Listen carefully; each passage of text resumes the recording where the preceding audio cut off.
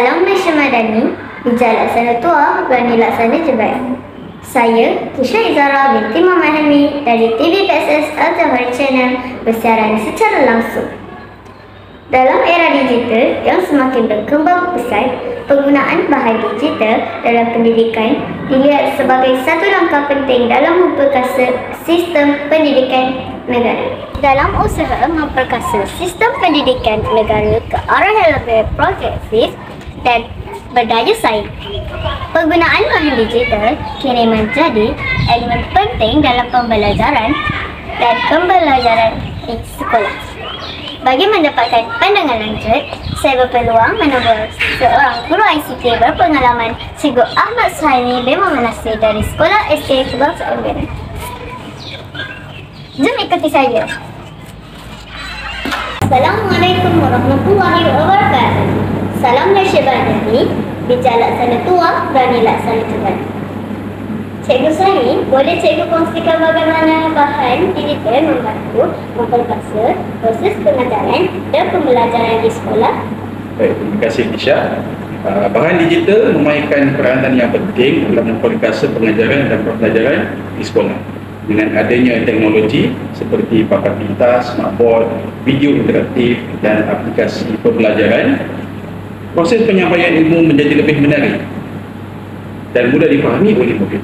Bahan digital juga membolehkan guru menyampaikan maklumat dengan lebih visual dan interaktif yang membantu meningkatkan kefahaman serta daya tumpuan murid di dalam kelas. Selain itu, ia juga memudahkan pembezaan pembelajaran di mana murid boleh belajar mengikut tahap upayaan mereka sendiri.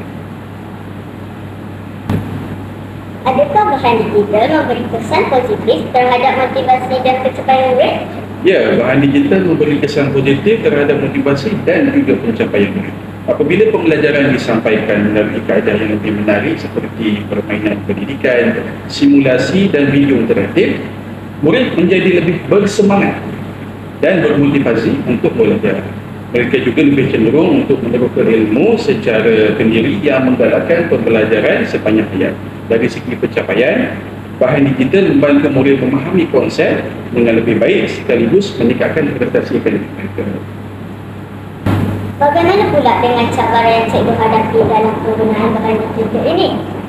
Antara cabaran utama dalam penggunaan bahan digital ini ialah kekangan infrastruktur, prasarana dan kemudahan teknologi di sekolah. Tidak semua sekolah mempunyai akses kepada peranti yang mencukupi atau rangkaian internet yang stabil. Selain itu, tahap literasi digital dalam kalangan guru dan murid juga berbeza yang memerlukan latihan dan bimbingan berterusan. Isu keselamatan cyber dan penggunaan dalam penggunaan gadget juga perlu diberi perhatian bagi memastikan pembelajaran digital digunakan secara berkesan dan bertanggungjawab. Apakah harapan cikgu terhadap masa depan pendidikan digital Indonesia? Harapan saya pendidikan digital Indonesia terus berkembang lebih maju dan inklusif. Diharapkan semua sekolah termasuk di kawasan luar bandar dapat menikmati akses yang sama terhadap teknologi pendidikan. Selain itu, sokongan daripada pihak kerajaan, sekolah dan ibu bapa amat penting dalam memastikan pelaksanaan pendidikan digital yang berkesan. Saya juga berharap lebih banyak bahan pembelajaran digital yang berkualiti tinggi dapat dihasilkan dalam bahasa Malaysia dan juga bahasa Inggeris bagi memenuhi keperluan pembelajaran anak-anak murid. Itu merupakan perkongsian yang sangat bermakna daripada Cikgu Suhaimi. TVPSS Al-Jawhari Channel mengucapkan terima kasih atas kesediaan cikgu diwawancara oleh TVPSS.